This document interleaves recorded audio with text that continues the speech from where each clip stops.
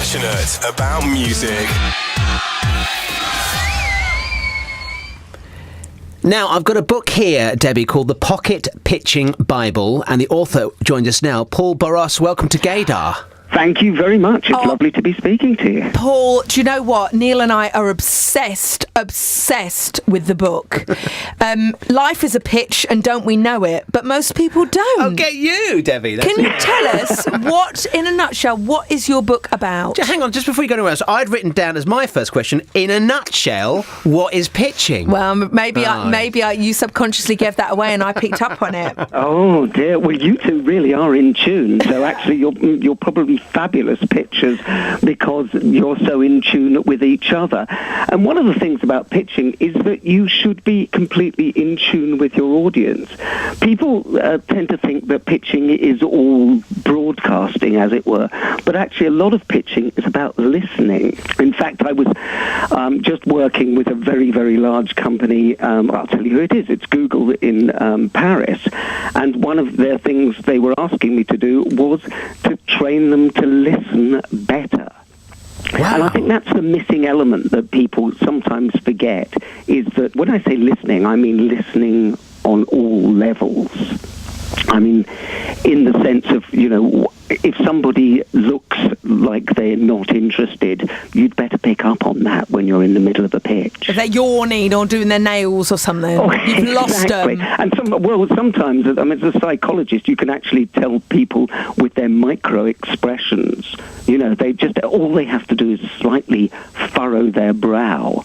And you should be picking up on that, because that means either they're confused or they don't like what you've just said, so you might have to backtrack and try something new. Paul, you've worked with people such as Sir Richard Branson and Ainsley Harriott, one of my nana's favourites. I'll tell him later. I'm having lunch with him later. Well, there you go. You've written this book, but who have you written it for? Well, that's a very interesting question, Debbie. I mean, I've written it for anybody who has to get up and pitch. And my idea, I work a lot with top CEOs and business people a lot of the time, but everybody at some stage in their life has to pitch. Now, that may be pitching for a partner.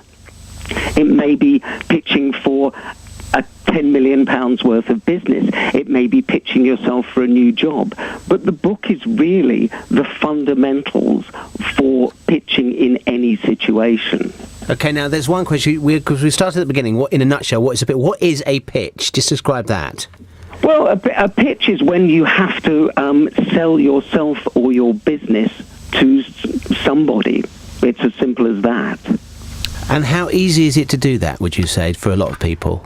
Well, for a lot of people, it's slightly traumatic, because a lot of people associate pitching with presentations and getting nervous about that. And in the book, in the Pocket Pitching Bible, I deal a lot with how to get around being nervous. I always say that being nervous is actually a good sign, because it means you're connected with what's really going on.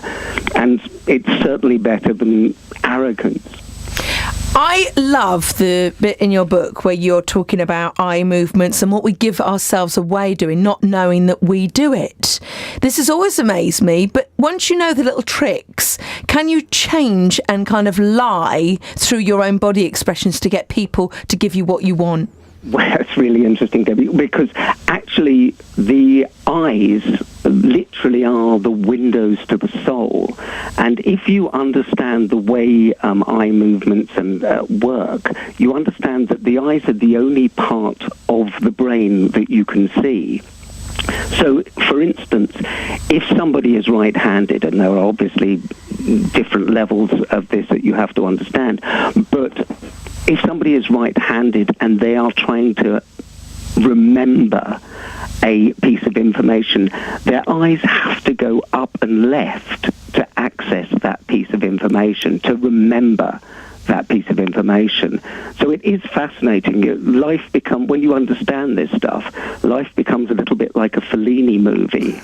We're going to be staring intensely at people's faces. Watching people's eyes. I thought if you looked up and to the left, you were lying. I've been wrong all these years. Well, that could be, if the person was left-handed, then that would be, it gets reversed when they're left-handed. So there's a lot of subtleties to it, and it's very difficult to just say, aha, I don't want anybody going back and quizzing their partner on this basis and going, I knew you were out with somebody last night.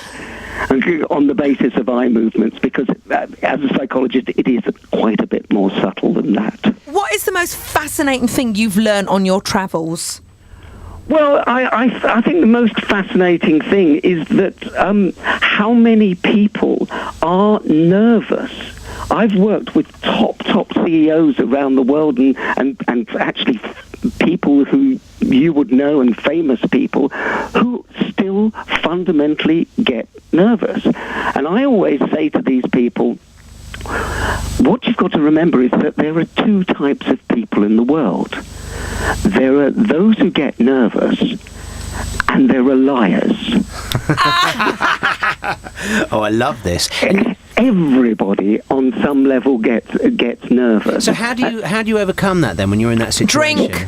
Well, one of the ways is what we were just talking about, is if you put your attention on the other person, the same way we are now, we're just having a chat. When you go to the pub and you have a chat with somebody, you're not thinking about the agenda of what you're going to say. You're just chatting. If your attention is fully on the other person or the other people, it's very hard to get nervous because you can't start that anxiety of talking to yourself. Oh my God, what are they thinking and what are they doing? If you're completely connected, there's no room for that. Do you know, I'm going to watch Dragon's Den now with a completely different view when I'm watching this now, because that's all about pitching, isn't it? I love that show. Yeah. Absolutely. I mean, to me, I like to play a little game with myself whereby I go, they will get the investment. And sometimes what you have to remember, it's not always the best thing that gets the investment. It's usually the best pitched. And I was talking to Gavin Duffy, who's actually one of the dragons on Dragon's Den in Ireland, and he was saying that very often he invests in the person. The idea is secondary, and I think that's the fundamental thing for people to remember, is that people buy people. And I know it sounds old-fashioned and crass, but that's really what is happening in the room. You have to be selling yourself, and the product is secondary. Well, I did that in Amsterdam once. It wasn't terribly successful. I think, is there a website? Can you recall the best pitch you've ever either heard or seen? Well, yes. I was in Edinburgh, and I was watching Al Gore, who is the former Vice President of the United States, and he was pitching about the environment, and to a group of 900 TV executives who are renowned to be cynical. He had such passion, he had such belief and such enthusiasm that he carried his message right through. But what they bought into was not just it was a great message, they bought into him. He really walked the walk, and that's what great pitchers do. I mean, I was right down with him and was lucky enough to meet him and have a chat with him afterwards, and what you got from him was that true belief. And that if that shines through in your pitch, you are much more likely to win. Paul Boross, the Pitch Doctor, the Pocket Pitching Bible is available now. Shall we do something really tough to you now? Before you go, Paul, and ask you to pitch your own book. Oh, good one! Oh, I love that. I love that. Well, this is a book that will help you make a powerful connection with any audience, whether that's an audience of one.